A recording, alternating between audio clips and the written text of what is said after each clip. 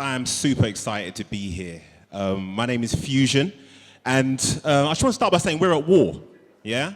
Because it's a hot day. I don't know about you, on a hot day, I like to be outside. Some guys playing table tennis. There's a bar downstairs, so there's some background noise. And the funny thing about talking is, if you're in the presence of creatives, we don't like talking too much. We want to get on with the business of doing. So I'm going to try and make this as interactive as possible, okay? So while I'm setting up, is it possible to get my presentation up on the screen? I'm very cool with interacting with you guys till it's ready. Okay, so as I said, my name is Fusion. I was born in Clapham. And I have the right to call myself Fusion because hip-hop told me I could be anything I wanted to be. And I find myself as Fusion when I got into hip-hop as a DJ. And I want to kind of define myself really as half Filipino, I'm half West Indian, I'm completely creative, and I'm born and bred in Tottenham. And it's beautiful to be home, to be here in this centre, and to perhaps share a few stories to help tell you guys what creativity means to me. But I want to begin just by engaging you, because this can be an interactive session. I don't like people feeling distracted, or their phone is tempting them, or they're drifting away. So here we go. I want to do a bit of creative alchemy. Okay? Now, I don't know how old you all are. I'd imagine there's varying ages, most of you in double digits. So can we try a little something? You can either write this down, memorize it if you feel your math's too strong, or you can use your phone. Okay. Picture your age. Okay? Picture your age. If you're 21, you just picture number 2 and number 1. Beautiful. Can you now add those two numbers together? We good? All here? Okay. Can you now subtract this new number from your age? This is where the calculators might come in. It's cool. Do this for me. Yeah? Have we done that? Okay. I'll give it a little bit more time for anyone else who's kind of maths just weren't their thing, and that's why they're here as a creative. It's all love. Okay. Now, this new number that exists, can you add those two numbers together and tell me what number you come up with? You got 9, you got 9. Great, okay. Anyone else? Has anyone not got 9? The uncomfortable silence of someone who's got the maths wrong here. No, everyone has arrived at 9. So my alchemy is I'm taking us all back to the age of 9. Do you remember what it was like to be 9 years old? It was fantastic for me because I believed I could change the world. I slightly believed the world revolved around me, and I genuinely thought anything was possible. Either to be a spaceman, fireman, whatever man, I could be me. And the funny thing about creativity, are we good? The funny thing about creativity is we're all born creatives. But it gets to a certain point in life where some people are told to put that creativity away. Some parents think you should be an accountant. Some parents think you should be, an economist, a doctor. And these are all fantastic professions. But we are all innately creative people. And my question is, how do we hold on to our creativity? And how do we transform creativity into a currency? Because if it's a currency, then we can trade on this for as long as we want to and get whatever we want out of life. My question to you is, do you believe that creativity is a currency that you can trade on to get whatever you want in your life? If you do, throw your hands up. Okay, mixed reviews. At 9 years of age, I believe this to be true. And I started my own club, which is called the Star Wars Club. And the whole point of the Star Wars Club was my parents wouldn't let me go out and do sleepovers at friends' houses. They thought that was too risky. But they believed I could bring friends to my house and I could do anything creative and work with them and do stuff. So at 9 years of age, I said to Mum, can I take over the whole house for one day and I'll put games in each room? And she said, fine. And I invited all my friends over and we played different games, computer games, whatever. But it was my creative club. And I slightly charged them all 20p. No, I'm looking back on it, I'm thinking this guy's a capitalist. But no, it was my way of getting investment money, so I wouldn't have to ask her for crisps, juice, and all those things. I could actually have my own economy. And with that money, we could invest in buying anything we wanted. And that's what life was like at 9 years old. Now, we're done now. The scary thing is, at school, I found that creative drive to imagine the world as I saw fit wasn't really working. I was an artist. I could paint, I could draw, but I found I couldn't do that at school without being told who Picasso was, or I had to know who Rembrandt was, or I had to learn from the masters, but they weren't appreciating that I was creative with ideas. And I found that window of opportunity shrinking. And I found that a lot of the things I became as I got older, now I run a company, but before that I was a music producer, I was a DJ, I was a TV presenter on MTV, and I worked with Sky as well. But none of the things I became were what was taught to me at school. They were things that I believed when I was 9 years old, and I went out there in the big bad world where you learned through your mistakes, and I developed my craft. And when I arrived at the end of this creative cycle, where I'd made songs for Kano, I'd worked with Beverly Knight, I'd had shows on MTV. Wow, I'd even met Dr. Dre, and he gave me a world exclusive that he'd signed Rakim. And it was a great life. But with creative cycles, you have your ebbs and flows, your ups and downs. And as things crashed and burned, what do they say when you don't succeed, or those who can't do, teach? The irony of the whole thing is I've always been a teacher. I've always taught kids. When I was skateboarding, I taught kids how to do ollies and tricks. And my dad was a teacher, so I kind of ended up embracing a basic truth. I like to share creativity. But I didn't want to be a teacher who failed. I wanted to be a teacher who was a success story. So I kept my creative world alive. And for 2 or 3 days a week, I went into a school. And I taught young people how to survive the creative industries. The industry that chews you up and spits you out the other side. And if you're brave enough or foolish enough, you come back for more. And somehow you learn to win. These are some images from the projects I do with young people. From the top left, it's a young man by the name of Malachi. Now, I met him in Wandsworth, and we went through a project where there were young performers learning a craft, school kids. But we got them onto a professional stage with my company, and they performed with a live band, and they really exhibited excellence. He won with his brother. They formed a band, one was beatboxing, one was rapping, and they won with no band, no hype, just raw talent.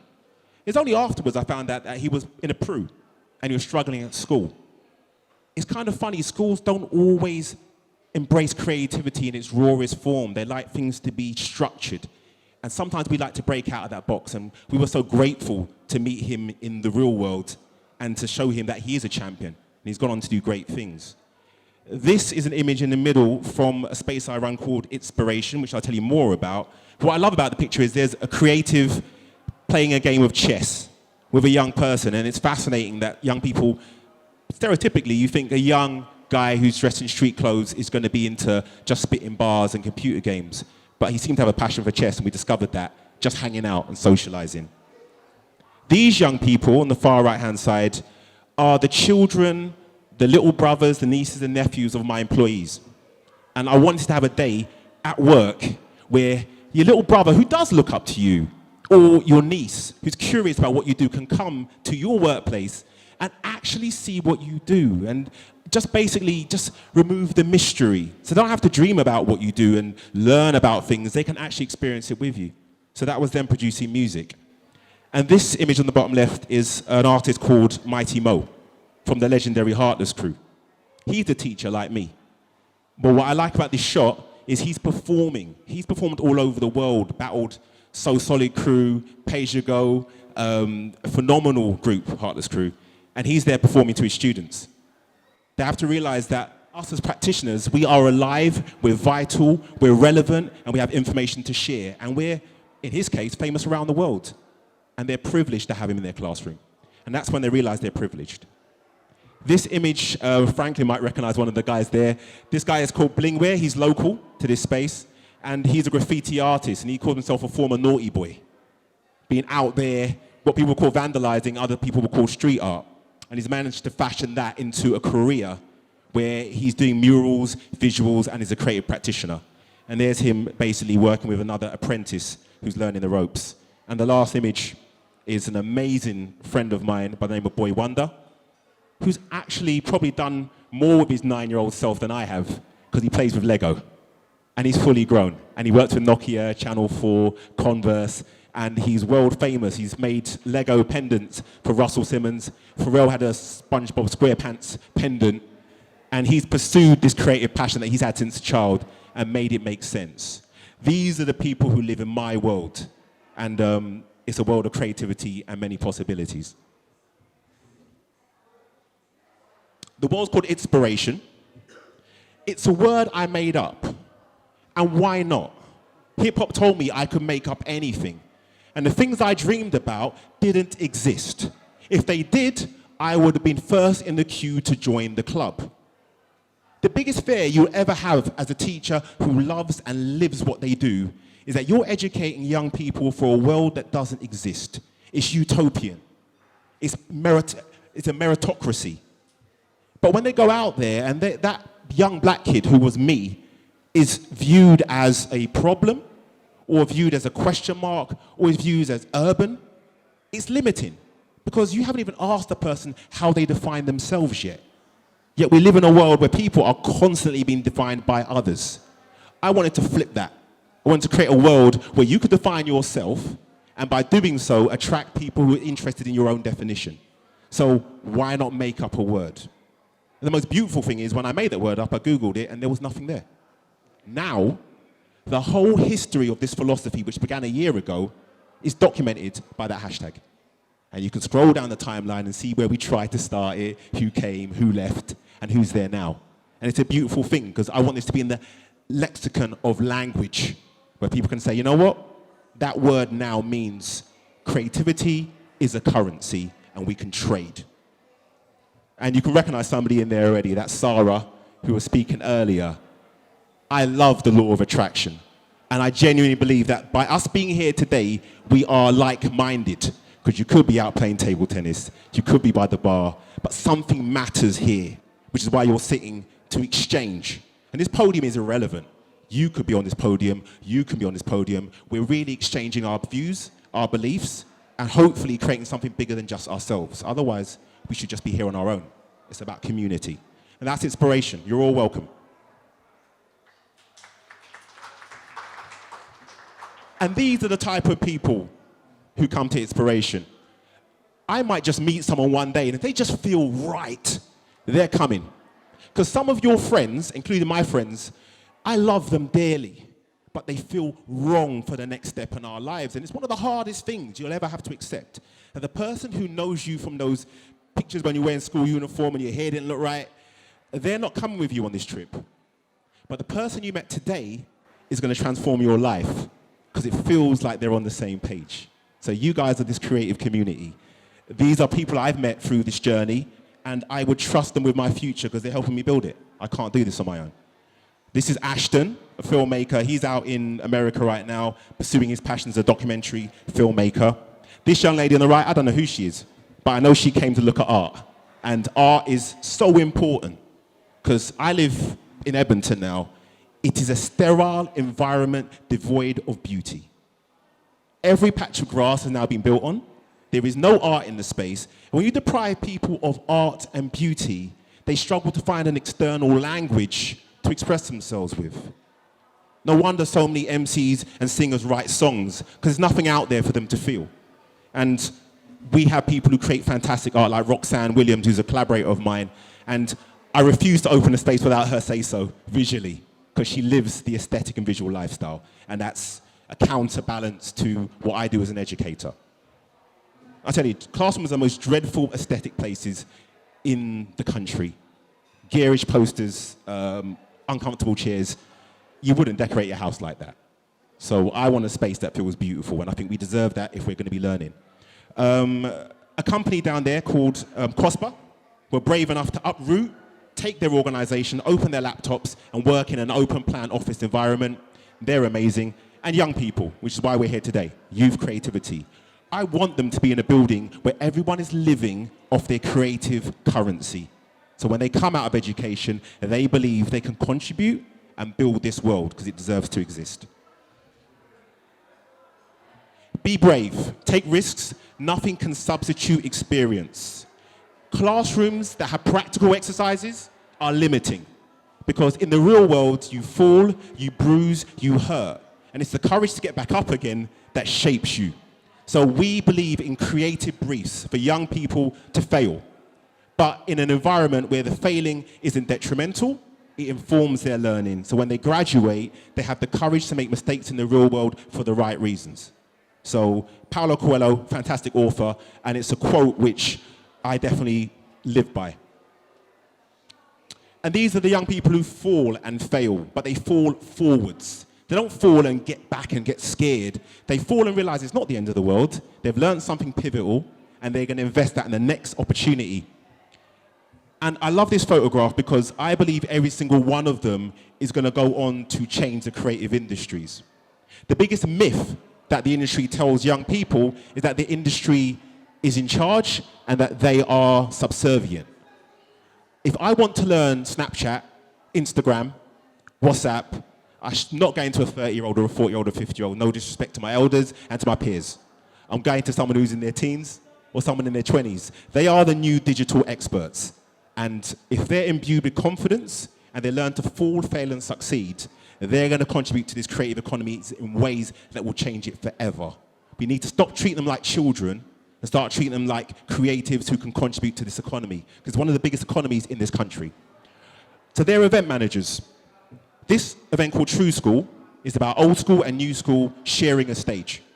Okay, you might have somebody who's Jazzy B, soul to soul, legendary. Why can't somebody who's 16 share a stage with him? Maybe that 16-year-old has an incredible new audience. Maybe Jazzy B has something to teach him. So we level the playing field.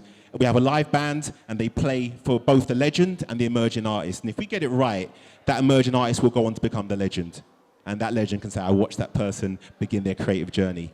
And these young people organize the event, and they have the privilege of making this happen. Much like somebody like Liz and the whole creative team, we're blessed to have people who make these podiums and have mics that work, and these young people learn the craft. Crowd shooting, a new technology which we're pioneering, and it's used by smartphones. And they will shoot the gig. You have your smartphone, you have your smartphone, and we mix those together and create a live stream to the world. And young people will be manning those cameras, creating those shots. It's great for their CV. I believe that forward is the motion, the path is negotiable. So following the tradition of Sarah, that's my quote. It's important to have affirmations that we live by. Because when we kind of drift and the allure of money takes us away from our belief that creativity is a currency, we need to go back and check ourselves. Because sometimes we do get drunk off opportunity. We have to remember, if we're drinking from the well of creativity, we're really a contradiction if we don't believe in what we do. So that's my compass point. I genuinely believe that I don't know what the future is. I need your help. We need the help of young people. We need the wisdom of the elders. If you can create this new community where the elders can distill knowledge and pass it down, young people can bring the new information, pass it up, and bring their energy to make what was relevant again. Because the village is super important. And I think if we treat creativity like a village where the elders have stuff to share and young people can distribute that, and there's a middle ground, we're going to win. And I didn't have a business card, so that's me. Inspiration is a space that exists wherever we are allowed to be. This is inspiration as far as I'm concerned. And I want to be able to work with everybody and have young people come into a creative world where they can fashion and shape it, much like the 9-year-old that I was, and believe that it's actually possible. Because Gandhi said, be the change you want to see in the world. And we should educate people to be that. So that's it. Thank you.